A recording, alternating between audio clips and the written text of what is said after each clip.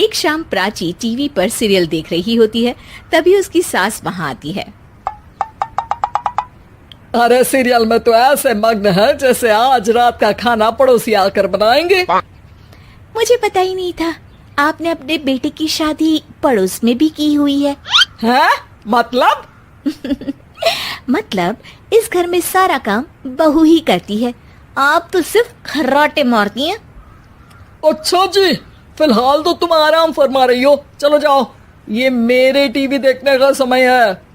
आहा, इसीलिए मुझे भगाया जा रहा है। सॉरी, अब तो बिल्कुल नहीं जाऊंगी। प्राची की इस बात पर दोनों सास बहू के बीच टीवी रिमोट के पीछे बच्चों जैसे छीना झपटी शुरू हो जाती है, जिसके बीच श्लोक भी काम से घर वापस आ जाता है। हाँ, आज मेरी चूहे बिल्ली की जोड़ी किस बात पर झगड़ रही है? अरे तेरे बीवी मुझे टीवी ही नहीं देखने दे रही। अरे तुम्हारी मम्मी मुझे खाना बनाने के लिए फोर्स कर रही है। अरे वाह, ऐसे बेतुके रीजन पर तो बच्चे भी झगड़ा नहीं करते। अरे मुझे कुछ मत बोल, सब इसने ही शुरू किया है। हाँ हाँ, जैसे आप तो बहुत दूध की धूली है ना। अरे बस, दोनों चुप। प्राची जाओ, खाने की तैयारी करो। और माँ तुम छोड़ो, तुम्हें क्या बोलूं, शांति से अपना सीरियल देखो, मुझे दोबारा लड़ने की आवाज सुनाई नहीं देनी चाहिए। ऐसा बोलकर श्लोक वहां से चला जाता है, जिसके पीछे पीछे प्राची भी कुछ न कुछ बड़बड़ाते हुए रसोई में चली जाती है। हाँ हाँ, सासू जी को तो कुछ बोलेंगे ही नहीं, बस मुझ पर ही हुक्म चलता है, खाना बनाओ, जैसे मैं इनके घर में खाना बनाने के लिए आई हूँ।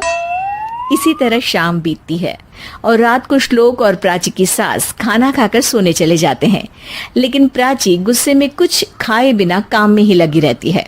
इस घर में किसी को घंटा फिक्र नहीं पड़ता, मैं खाऊं या भूखी रहूं। प्राची कुछ देर के लिए रसोई से बाहर जाती है और जैसे ही वापस आती है तो वहां दूध का भरा ग्लास देखकर हैरान रह जाती है। फिक्र पूरी है, बस दिखाना नहीं है। प्राची दूध पीकर सोने चली जाती है और अगली सुबह एक बार फिर सास बहू का कार्टून नेटवर्क स्टार्ट हो जाता है। ये तुमने ही किया है। अरे अजीब जबरदस्ती है, मैं बोल रही हूँ मैंने कुछ नहीं किया।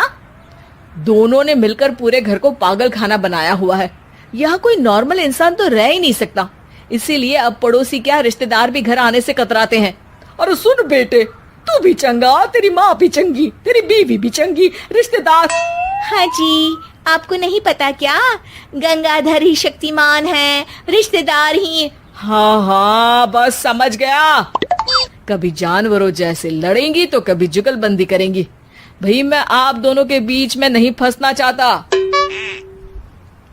सास बहू की इस मनमौजी जोड़ी से परेशान होकर श्लोक अपना सिर खुजलाता वहां से चला जाता है। चलो अब मैं भी कीर्तन में जा रही हूँ। इस पर जैसे ही सास कमरे में अपना पर्स लेने जाती है तो वहां नाश्ते की प्लेट रखी देख मुस्कुराने लगती है और नाश्ता करके घर से बाहर निकलते हुए कुछ पैसे टेबल पर रख जाती है, जिसके कुछ देर बाद सिलेंडर वाला घर आता है। ओ मोरी मैया, मैं सिलेंडर के बारे में तो बिल्कुल भूल ही गई थी।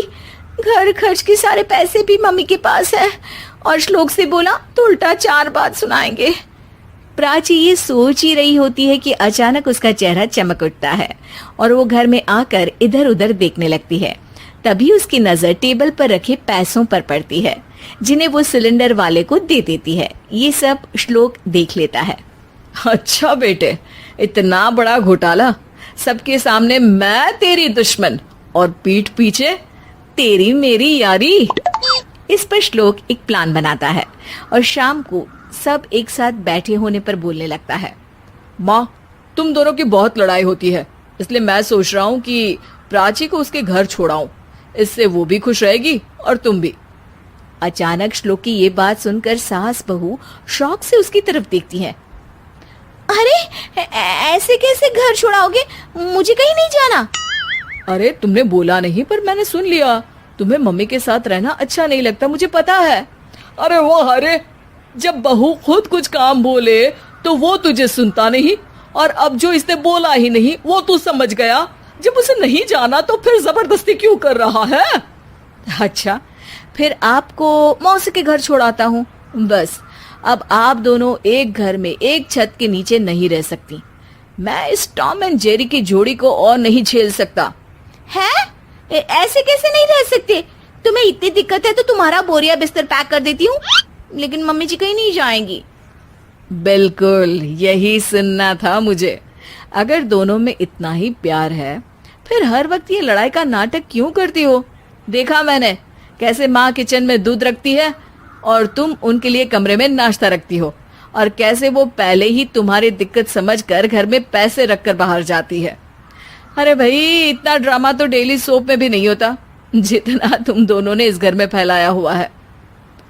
तू हमें टॉम एंड जेरी बोलता है ना, तो याद कर वो दोनों भी एक दूसरे को बाहर वालों की बुरी नजर से बचाने के लिए हमेशा सबके सामने लड़ते थे, लेकिन अकेले में दिक्कत के समय मदद भी तो करते थे। बस हमारा रिश्ता भी कुछ ऐसा ही है। और वैसे भी अगर सास बहू में तू मैं नहीं होती तो दुनिया वालों को कहानियां कैसे मिलेंगी?